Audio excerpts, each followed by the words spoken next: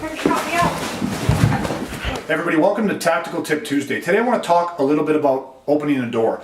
Now it seems like a really simple concept, but what I just showed you, how we started this whole thing off, was just running a little scenario. And we've done this scenario hundreds of times to hundreds of people over the years, and we have seen some trends in some areas that make us more vulnerable to home assaults. Now, I didn't just create the scenario, so first let me break it down. What did you see? You heard a knock at the door, you see me walk over, this room was dark. The first thing I did was I turned on the light in here, and then I turned on my light outside, and then I looked out to see who I was dealing with.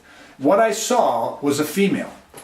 Now, we kept the verbal out of this, but in the scenarios that we run, we have the female saying, oh, you know what, my car broke down a couple blocks away, I need to borrow your phone, my cell phone battery's dead, or forgot it at home, whatever it is. And most men, and I did this for a reason, now most men, seeing that it's a female outside, have zero worry.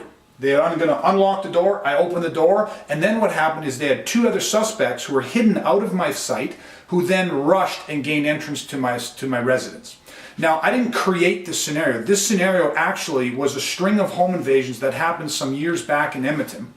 And it was exactly how they did it. Now, they did a couple things with this. One, the odd time, they actually, once they burst through the door, began to pepper spray the individuals inside. The second one was when they came in, instead of brandishing a weapon to gain compliance like a knife or something like that, they actually brought in hypodermic needles filled with tainted blood, and that was the threat, that they would inject them with it.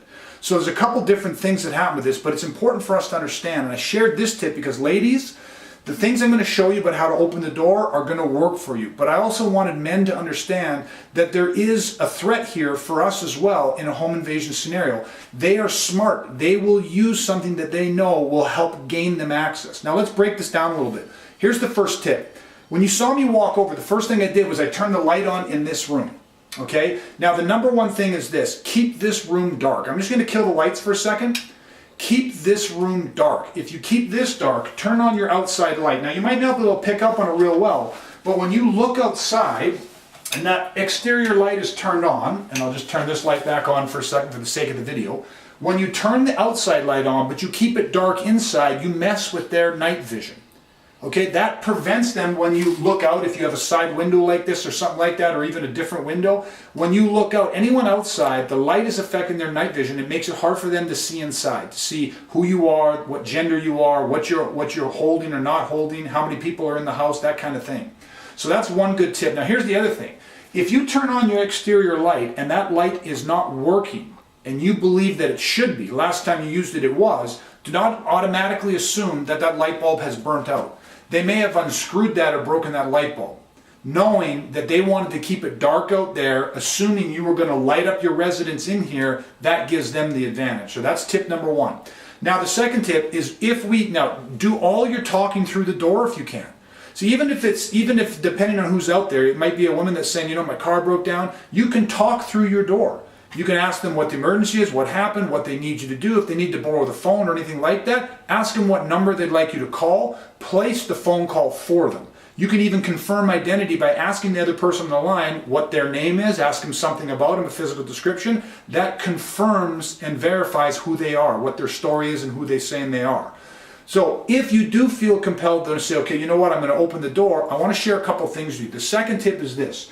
When I go open the door, and I'm going to have you just pan down for a second. When I go to unlock my door, I place my foot. I'll only allow the door to open so much, about a foot to a foot and a half. I unlock the door and I kind of brace my heel in. I keep my toes pulled back, kind of like I'm about to step on a gas pedal. And I open that door and I let the door rest against my foot. Now I'll get you to pan back up for a second. This creates a stop.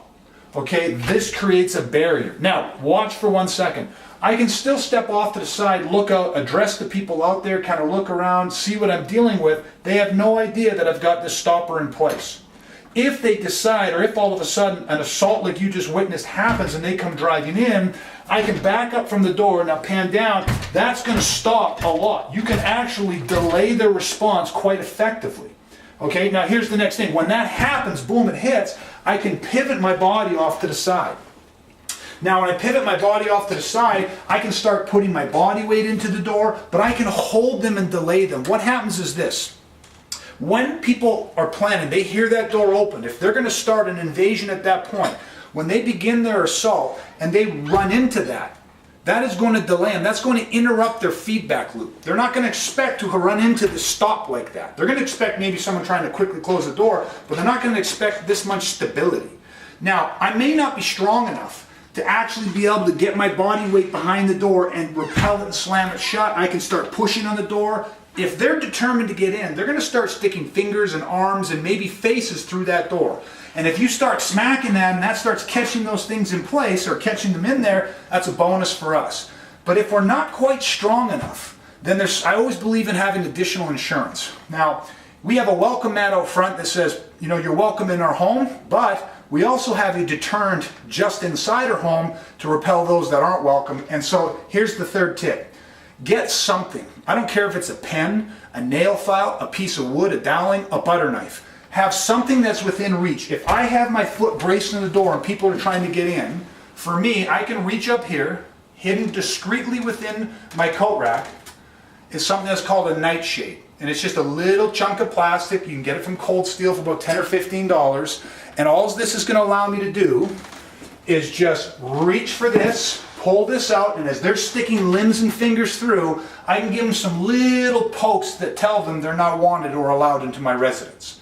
Again, it doesn't matter what this is, a butter knife, a small piece of thin doweling or wood, anything that allows you to impact any fingers or faces or limbs, even feet. It's easy enough to drop down, boom, and give somebody a little poke in the top of the foot that tells them, get your feet, get your fingers, get your limbs out of my house. Okay? Then, of course, boom, we get the door shut, we pull back in, and we make our phone call to 911. So I'm just going to recap real quick for you. One, absolutely do your talking through the door. Look out side windows, look out your people, look out whatever window you can to try to identify who's there. Okay? The next thing is, if you do open the door, right, keep it dark in here, bright out there, and make sure that you put the stopper in place, put your foot braced, do your talking. If they do try to gain entry, have an extra little incentive that tells them they're not welcome in our residence. All right, everybody, I hope that this tip has been helpful for you. Remember that this isn't something we just created. This was something that was happening. There was a whole rash of these things. I hope it never happens to you, but remember this. The Unconventional X journey that we offer is your journey to training and becoming a modern protector, to building and developing an unbreakable mental toughness, and to living with an unwavering self-confidence. Until next time, everybody, stay safe.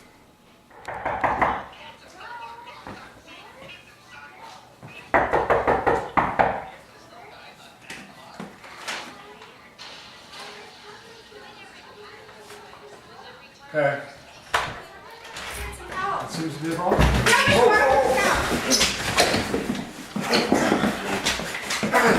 Yeah,